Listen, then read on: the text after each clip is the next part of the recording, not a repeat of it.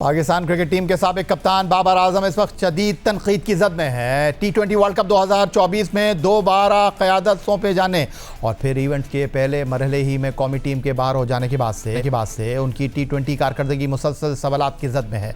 बतौर कप्तान और बतौर बैटर दोनों हैसियतों से उनसे जो तवक्कुआत वाबस्ता की गई वो पूरी होती दिखाई दे नहीं रही और यही वजह है कि उनकी कारकर्दगी पर बहस का सिलसिला थम नहीं सका। इस कारकर्दगी की बुनियाद पर मार्च 2025 में दौरा न्यूजीलैंड के 5 मैचों पर मुश्तमिल T20 सीरीज़ के लिए उन्हें पहली मरतबा कौमी स्क्वाड से ड्रॉप किया गया। तकरीबन 8 माह बाद कौमी T20 टीम से बाहर रहने के बाद अक्टूबर 2025 में उन्हें जनूबी अफ्रीका और जिम्बाब्वे के खिलाफ सीरीज़ के लिए दोबारा मुंतखब किया गया। उम्मीद थी कि ये वापसी एक मजबूत और यादगार कम बैक साबित होगा, लेकिन बदकिस्मती से ऐसा हो नहीं सका। उनकी कारकर्दगी वो तसलसल वो असर पैदा न कर सकी जिसकी एक आलमी मयार की बैटर से तवक्को की जाती है।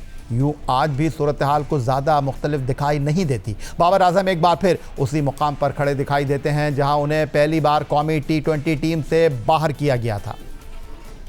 2016 में T20 बैनुल-अक़वामी डेब्यू करने वाले बाबर आजम T20 क्रिकेट के कोई आम क्रिकेटर नहीं बल्कि दुनिया क्रिकेट के मुख्तसर तरीन फॉर्मेट में सबसे ज़्यादा रन बनाने वाले टॉप बैटर हैं।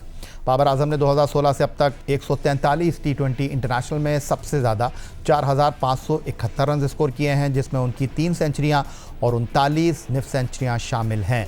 लेकिन उनका स्ट्राइक रेट 128.18 है। उनके बाद भारतीय बल्लेबाज रोहित शर्मा का नाम आता है जिन्होंने 159 T20 मुकाबलों में 4,231 रन बना रखे हैं, जिसमें उनकी 5 सेंचुरियाँ और 32 निफ सेंचुरियाँ। उनका स्ट्राइक रेट 140.89।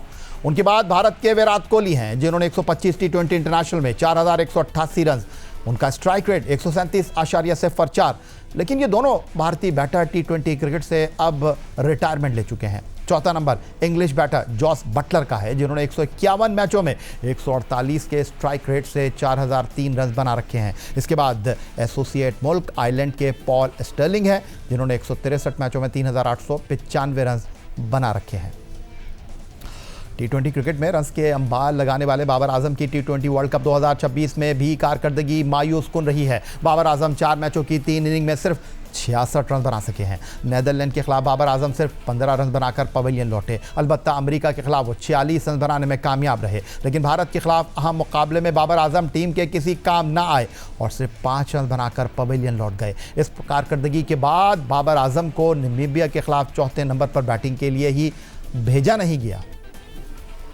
तवील अरसे तक ICC की T20 रैंकिंग में टॉप पोजीशन पर बराजमान रहने वाले बाबर आजम आज अपनी शान के शायान शान खेल पेश करने में नाकाम दिखाई दे रहे हैं।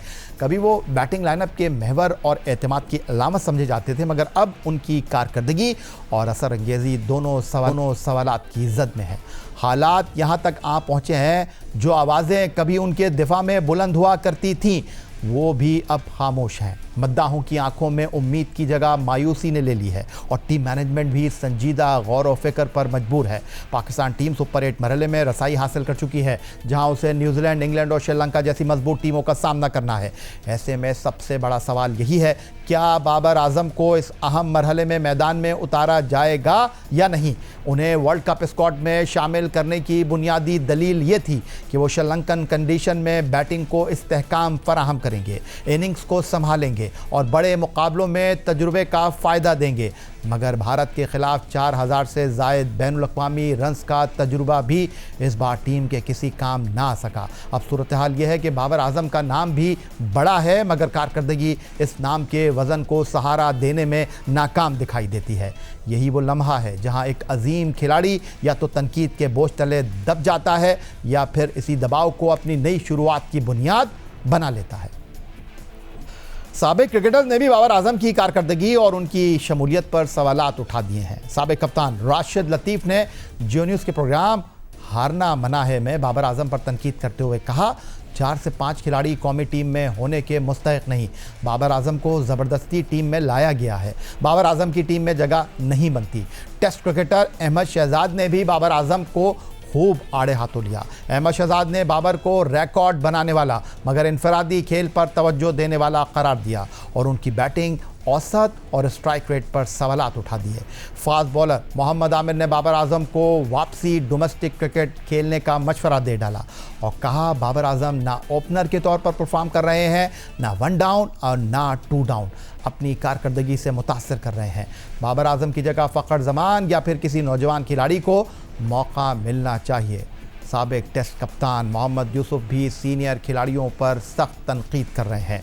भारत से शिकस्त के बाद कौमी स्क्वाड पर तनकीद करते हुए मोहम्मद यूसुफ ने कहा बाबर आजम, शाहीन आफरीदी और शादाब खान का वक्त गुजर चुका है और टीम को नए खिलाड़ियों की ज़रूरत है। पाकिस्तान के T20 स्क्वाड को कमज़ोर टीमों के खिलाफ खाली जीत की नहीं बल्कि नए परफॉर्मर की ज़रूरत है।